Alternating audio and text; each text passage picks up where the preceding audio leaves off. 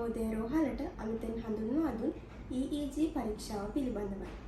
අප ඒ පිළිබඳව නවෝදය රෝහලේ හෙද සෞරියගෙන් අසා දැනගමු.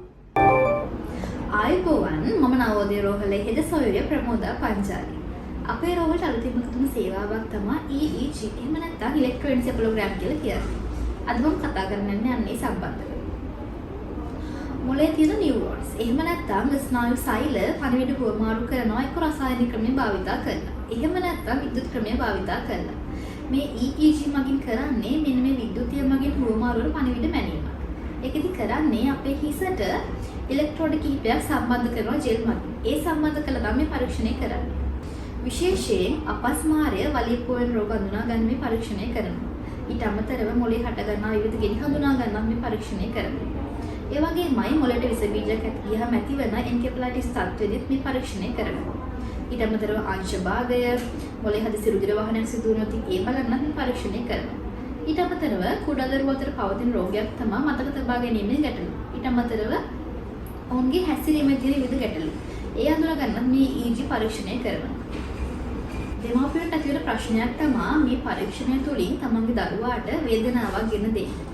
එහෙම නැත්නම් දරුවාගේ ජීවිතයට අතුරු ආබාධයක් හටගනී. නැත්නම් නැවත නැවත කරන්න උනොත් එහෙම දරුවාට මේ නිසා බලපෑමක් ඇති වෙයිද කියලා.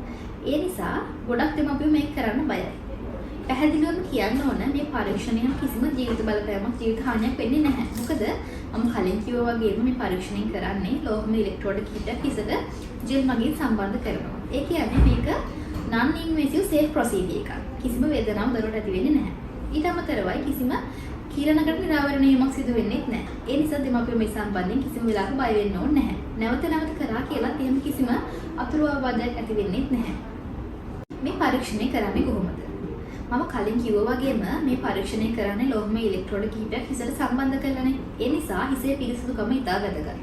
පරීක්ෂණය කරන්න කලින් හොඳට නාලා හිස පිරිසිදු කරන් ඉන්න කියලා අපි දැනුම් දෙනවා. ඊට අමතරව තමයි හිසේ වියලි බව ඉතා වැදගත්. ඒ නිසා හිසට පොල් තෙල් ආලේපනය කරන වගේ දේවල්, ජෙල් ආලේපනය කරන වගේ දේවල් කරන්න හොඳ නැහැ. ඊට අමතරව මේ පරීක්ෂණයේදී ආහාර දීමේ බාධාවක්, ඖෂධ දීමේ කිසිදු බාධාවක් නැහැ. ඒවා ඒ විදිහටම කරගෙන යන්න පුළුවන්. මේ පරීක්ෂණයට සාමාන්‍යයෙන් මිනිත්තු 20ක් 40ක් වගේ කාලයක් ගත වෙනවා. ඒක වෛද්‍යවරයා තමයි තීරණය කරන්නේ. සාමාන්‍යයෙන් මේ වගේ කාලයක් තමයි මේ සඳහා ගත වෙන්නේ. ඔබට අවශ්‍ය EEG පහසුකම දැන් අපගේ නවෝදය රෝහලේ ලබා ගැනීමේ හැකියාව පවතිනවා. ඊට අමතරව දින 3ක් යන කෙටි කාලයක් තුළදී මේ පරීක්ෂණ වාර්තා ලබා ගැනීම පහසුවත් අපි ඔබට සලසා දීලා තියෙනවා. ස්තුතියි.